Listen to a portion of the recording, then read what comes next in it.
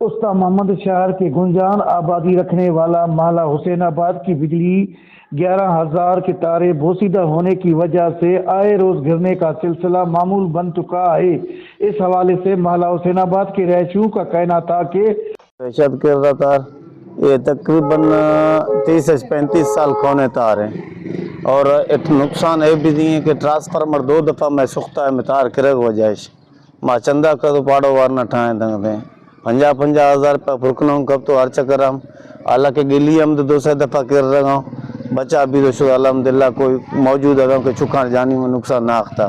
لیکن ہمیں اگر ایسے رویہ رہے گا تو نقصان ضرور بھی کسان چکوں مالا اندرہ دراغوں سودائے کنا مراغوں دکانہ چھئیے کنگوں گلیم کونے تار ہیں، بلکہ حسین آباد سجویں کستے 30 35 40 سال پرانا تار منختی ہیں، کوئی نوخے تار نہیں۔ کلنش تو پہلے علی حسن بھائی مہربان وش نیوز ہے مہربان کہ ہم ہر محکوم ہے مظلوم میں آواز بلند کھانا خاطر ہے فرنٹ سرا بینگیں میں مسئلہ ہمیشہ ہے کہ گزشتہ 12 بجہ تار کے رہا ہم یہ بعد لین وارو آختا ہوں لین بال کھانا بجائے تار اشتیا حلی شروع ہوں گشتی میں اگر رسی نے تار برس کھانا خاطر یا چھیت مسئلہ ہے ہمیشہ وجہ تار دن چک رہی ہے نیند شادی رو کہ تار روڈ بارے کھپ تھی ہیں چھک ہیں ماغوں روگوں میدان اسکول ٹائم میں